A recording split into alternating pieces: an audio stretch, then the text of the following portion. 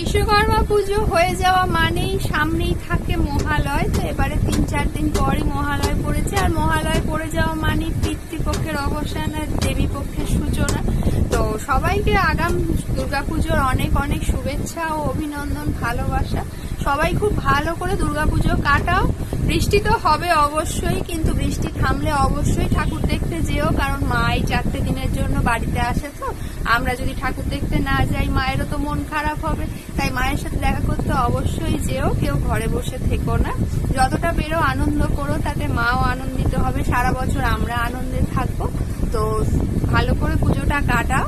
আর আমার কন্টেন্টগুলো যদি তোমাদের ভালো লাগে তাহলে অবশ্যই লাইক, কমেন্ট, শেয়ার করে আমার চ্যানেলটাকে সাবস্ক্রাইব করে পাশে থেকো।